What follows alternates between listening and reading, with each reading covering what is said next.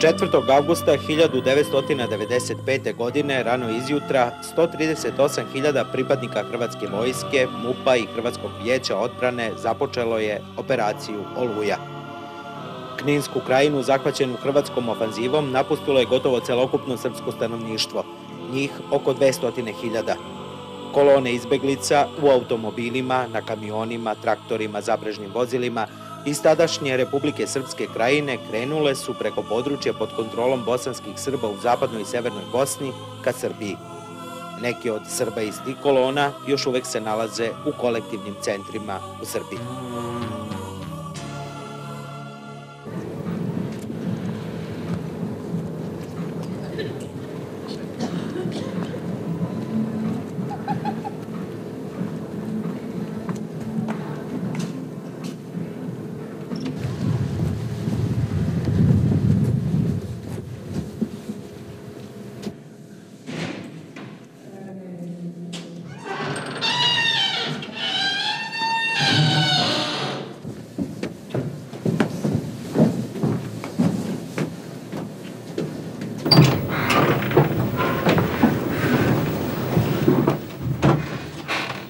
Iz Hrvatske, tačnije iz Knina, 1995. godine ovdje nas je donijela Oluja.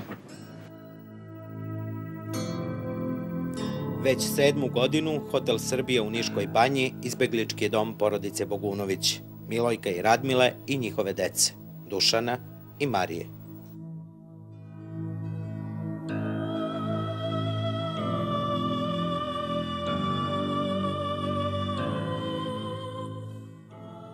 Smatram da nisam stereotipan predstavnik ove izbjegličke populacije.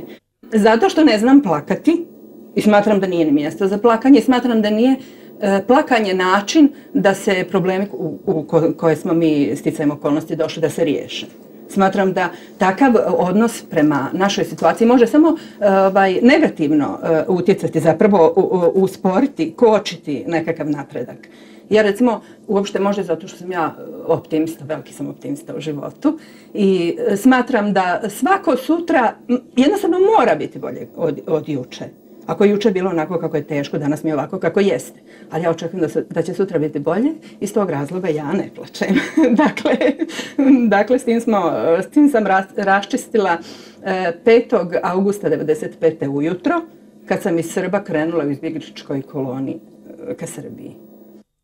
Ja sam tu noć, večer prije sam slušao Dnevnik hrvatski i znao sam da će biti. I meni je rekao uveče. Ja sam rekao, bit će 100% nešto će se desiti. I u 5 sati je počelo bombardovanje. Mi smo, normalno panika, takva je bomba, takva je, oni su ispalili ne znam koliko plotuna na grad, na sunce. Nema tu, na grad, ne na položaj. U Kninu, u gradu nije bilo položaja. Jedna granata je pogodila od njezine matere stan, ne stan, nego iznad stana. Čovjek je dobio, zamislite, čovjek je dobio stan prije mjesec dana i onda granata mu pogodi u stan. Tamo mnogo se naživi u tom stanu. Bio je oduševljen. Kažem, granate su padale i to me brine što niko nije to rekao javno. Granate su padale u prosjeku svakih 3-5 sekundi. Da, to je onaj višecjevni bacač raketa. Ne znam ja šta je, to ne samo to jedan. Bez prekida, bez prekida. To su i haubice. Nema šanse da... Bacači, ti višecjevni sad. Ali u svakom slučaju granata je padala u prosjeku svakih 3-4-5 sekundi u vremenu. Od 5 sati ujutro pa skoro do 10 sati. Sad vi izračunajte koliko je palo granata na Knin. Granatiranje koje nije prestajalo, znači ti zvukovi, lomljanje stakla, zidova.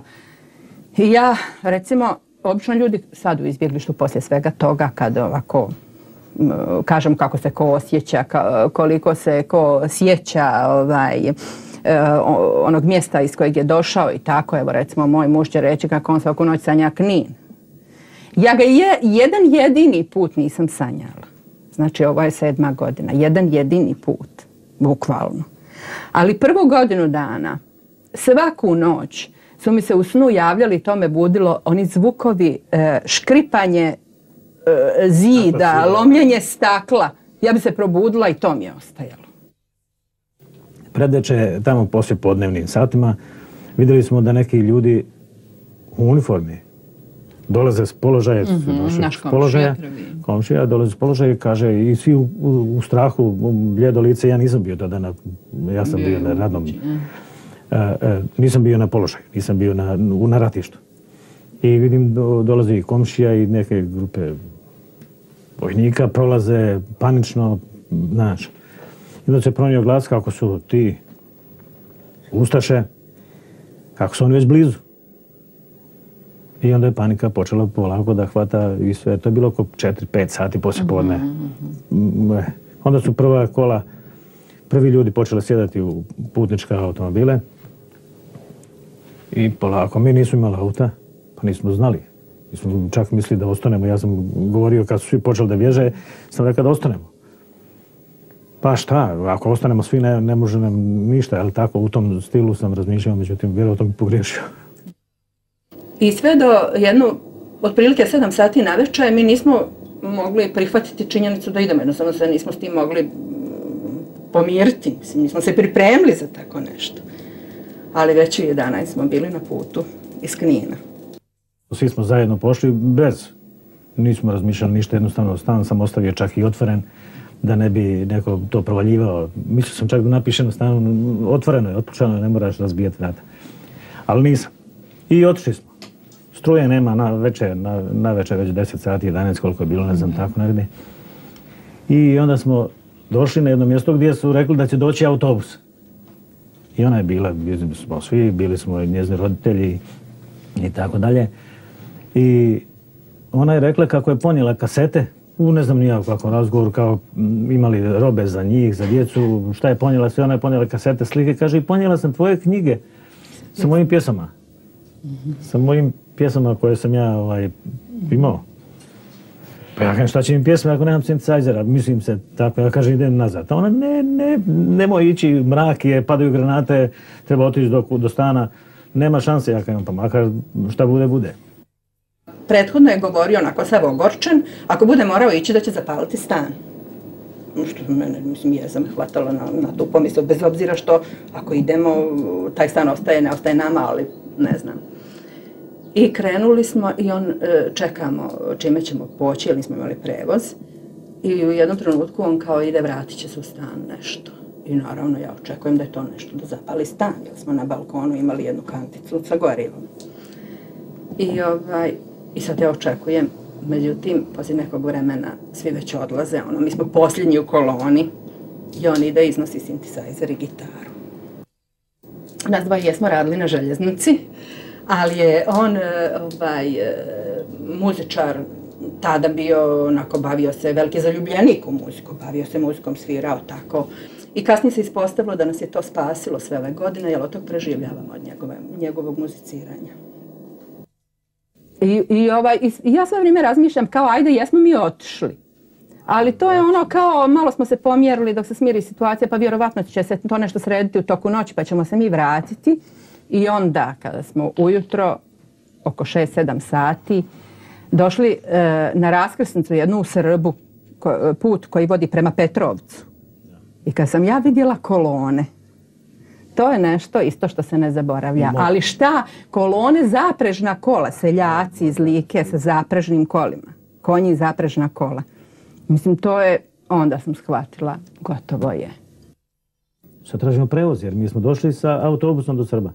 I naiđe raba sa prikolicom. Velika raba, kamion. Na kamionu, na karaseru je već masu ljudi, ali prikolica je prazna. I ja dotučim do šofera, kažem, da li mogu na prikolicu? Ko brani, kaže sam, upadaj. I mi smo ušli na prikolicu rabe.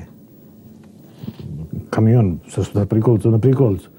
Nas je bilo preko 70-80. Tako, na prikolici i toliko je bilo na karaseriji.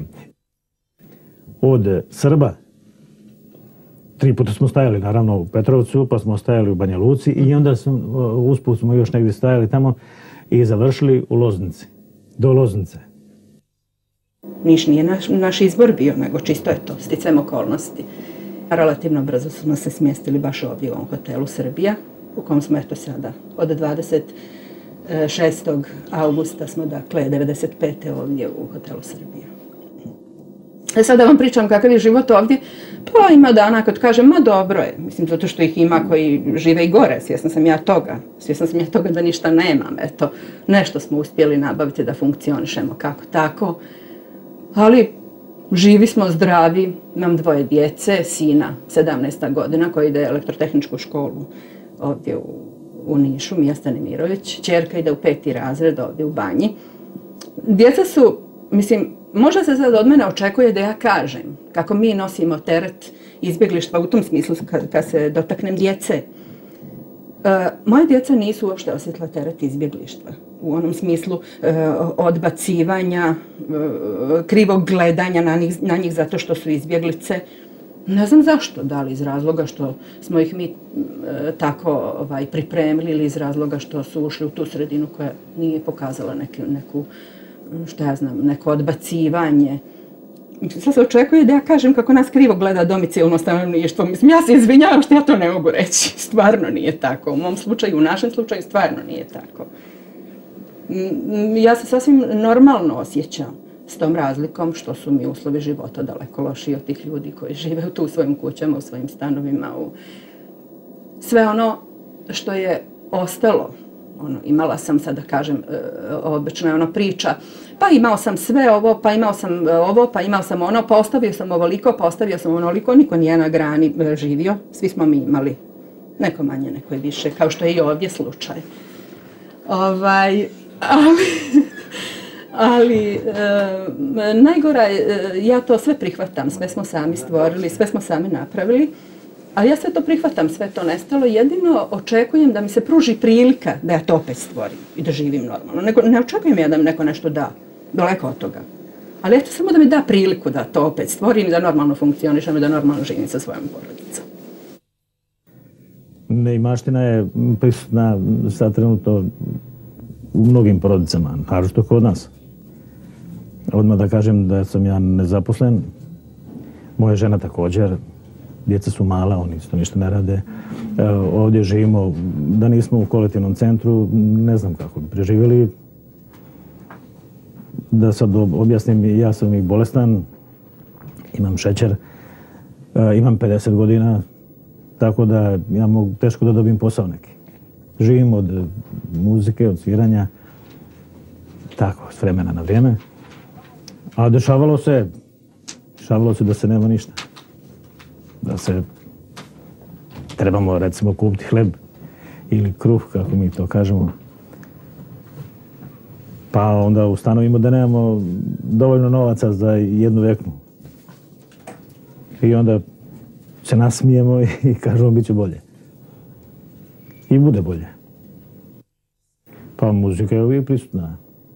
Ja skoro svaki dan malo sviram, kad ne sviram po kafanama ili nekim tu kući, odnosno u sobi, ovoj našoj kući, kako mi to kažemo.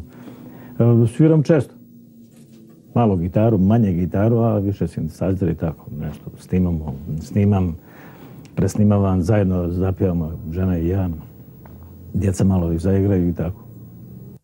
Svak mi se ruga, da si oteka, mater govori da si joj reka, zdravljem se klela, da ćeš se vrati, voli životom svojim to plati, čale moj,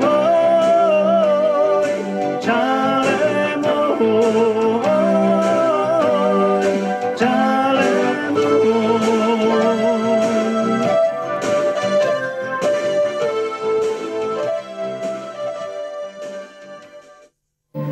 To je moja klapa koju sam ja vodio. Ja sam taj koji sad pjeva. Mati. To sam ja.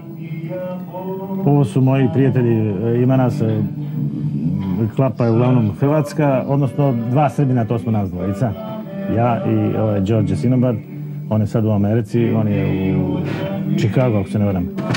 A ovi ostali, to su isto moji dobri prijatelji, ali su oni, mi smo se razišli 1991. godine kad je počeo rat. Mislim, odnosi su bili sasvim Ma kakvi, ni na kraj pameti nije bilo da bi se tako nešto moglo doživjeti. Mi smo, recimo, moj i ja smo imali vjenčanog kuma koji je bio Hrvat. Kada se moj sin rodio, sin ima 17. godinu sada, mislim, kum je bio bože mili, kao kum, prvi i tako. Međutim, ćerku sam rodila 90. godine. Kum se nije ni pojavio. Jer tada je već bilo, atmosfera je bila onako malo naelektrisana i tako. Znači, to je bio dovoljan pokazatelj.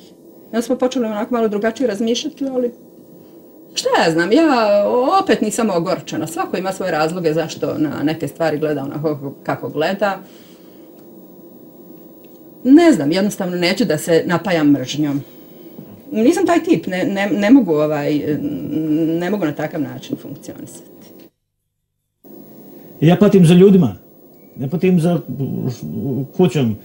Ja sam rođen Kninjen, ja znam svaku kuću, svaku ulicu, svaki kamen. Sve. Ja sam radio prije rata u Rijeci, pa sam se vratio, patio da se vratim u Knin. I toliki sam bio zaljubljenik u Knin, ali sad kad sam ošao, ali ne zbog, kažem, tih kuća ili tvrđave ili riječica onim po koje sam prošao sve moguće puteljke, nego zbog ljudi. To su snimci koje sam ja snimao za svoje potrebe kućne. Išao sam sa djecom po gradu s namjerom baš da snimim grad, kao da sam pretpostavljao, kao da sam nešto predosjećao da će se desiti. I desilo se, ali eto, mi smo uspjeli sačuvati i tu kasetu. I s vremena na vrijeme pogledamo, sjetimo se tako tih lijepih, dok su djeca bila mala, i sjetimo se grada. Moj sin kaže volio bi vidjeti sa strane kako izgleda, muž kaže volio bi prošetati sa onim ljudima koji su se vratili, Hrvatima, onim koji su otišli prije nego što smo mi, pa su se sad vratili, da malo iskontaktira. Pa ima dosta ljudi koji odlaze u Knin, ja imam recimo tetke koje žive u Šapcu sada, koje odlaze u Knin da izregulišu, šta ja znam, tako neke stvari svoje, sada ne ulazim u to, i onda oni tako informišu. Ali to nije to je druga slika, imamo mi prijatelje s koji povremeno odu pa se s njima čujemo, imamo mi informaciju, znamo otprilike kakva je klima tamo. Pa u stanu, koliko ja znam, u stanu je čovjek Hrvat koji je pobjegao iz Banja Luke. To su priče koje sam ja dobio, ja nisam bio dolje, pa to ne mogu da potvrdim, ali sestra mi je dolje. I tu sam priču čuo,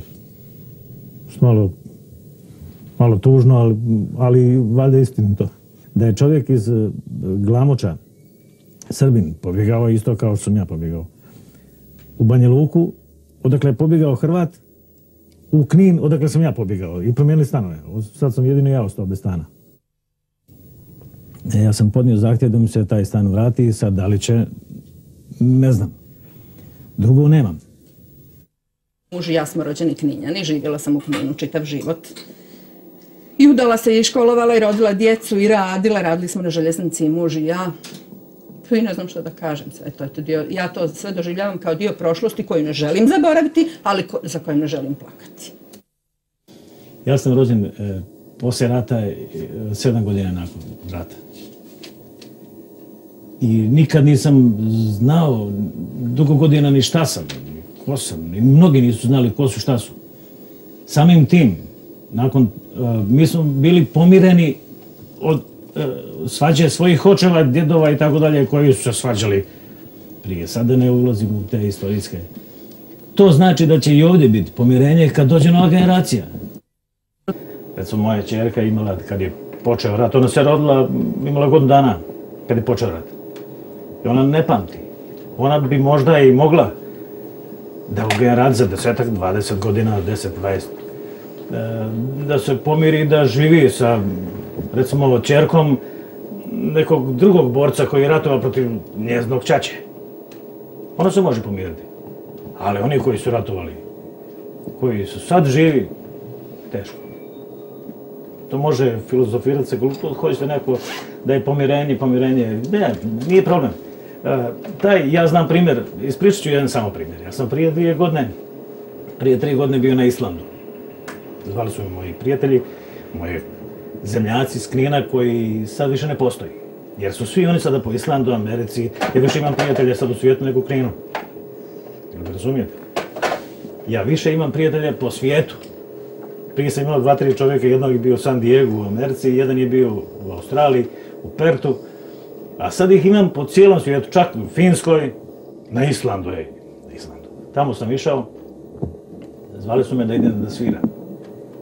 I tamo je bio jedan mladić koji je kuvar inače, ličan, koji je ratovao tamo, isto ratovao na srpskoj strani.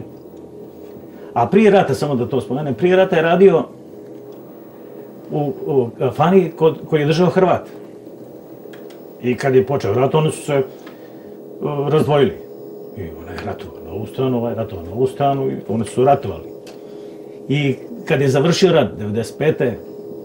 taj Hrvat je otišao negdje u Njemačku, ne znam, neki grad, mi je rekao, sad sam zaboravio, i tamo radi kod rođaka. I taj Hrvat koji je držao tu kafanu, koji zajedno radio s ovim Srbinom prije rata, a u ratu su ratovali, bili maltene na frontu. Kad je otišao u Njemačku, tražio tog Srbina da dođe da radi kod njega. I oni su spojili, ovaj otišao da radi. I oni su u Njemačkoj ponovo radili poslije 1995. do 1998. ne znam ni ja. Tako, oni su ponovo radili. Šta hoću da kažem? Hoću da kažem da ti ljudi koji su ratovali u Hrvatskoj, u Bosni, oni mogu da žive zajedno u Njemačkoj, u Engleskoj, u Americi, u Kanadi, po svijetu. Ali u Hrvatskoj malo teže, mislim, u Srbiji malo teže. Malo manje teže, ali u Hrvatskoj sigurno malo teže. Treba proći vremena da do pomirenja dođe onako u svim sferama života.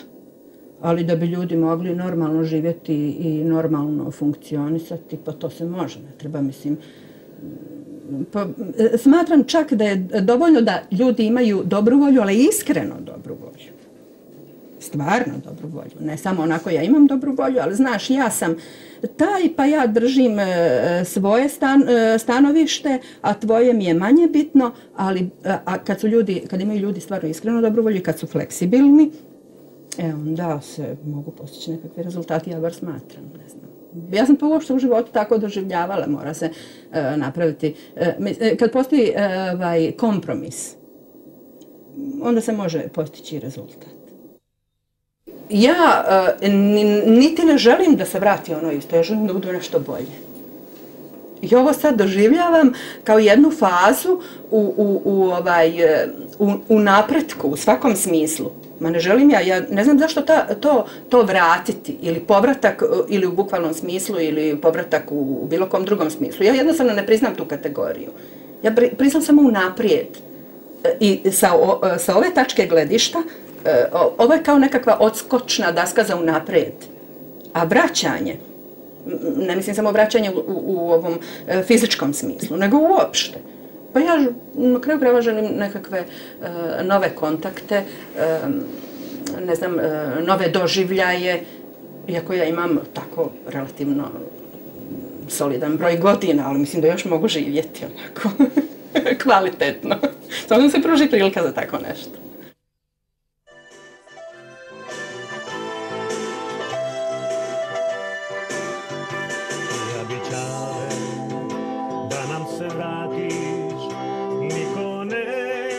Svoj dug da platiš, venda uzmate